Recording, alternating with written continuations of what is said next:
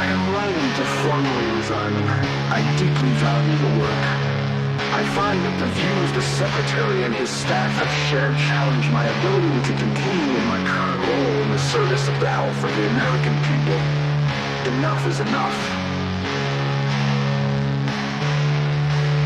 An environment that treats CDC as a tool to generate policies and materials that do not reflect scientific reality and are designed to hurt rather than to improve the public's health.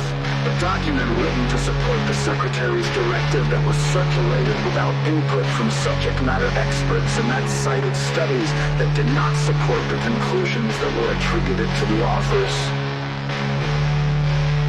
I have never experienced such radical non-transparency, nor have I seen such unskilled manipulation of data to achieve a political end rather than the good of the American people. An organization that is not afforded the opportunity to discuss decisions of scientific and public health importance. The lack of communication that culminates in social media posts announcing major policy changes without prior notice demonstrates a disregard of normal communication channels and common sense, having to fit analysis of policy actions to match inadequately thought out announcements and poorly scripted videos or page-long ex-posts. This ACIP puts people of dubious intent and more dubious scientific rigor in charge of recommending policy to a director hamstrung and sidelined by an authoritarian leader. Their desire to please will result in death and disability of vulnerable children and adults.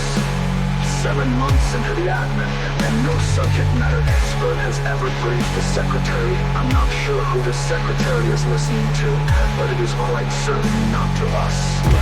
Unvetted and conflicted outside organizations seem to be the sources HHS chooses over the gold standard science of CDC and other reputable sources.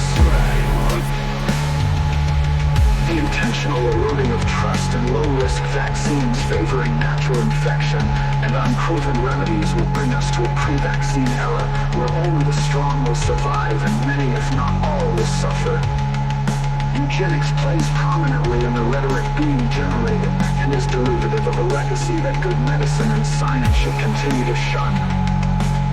My grandfather stood up to fascist forces in Greece and lost his life. I resigned to make him and his legacy proud. I resigned because of the cowardice of a leader that cannot admit that his and his minions' words over decades created an environment where violence like this can occur.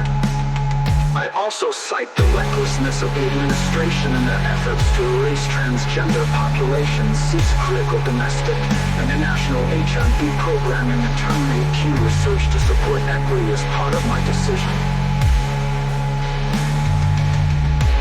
The nation's health security is at risk and in the hands of people focusing on ideological self-interest.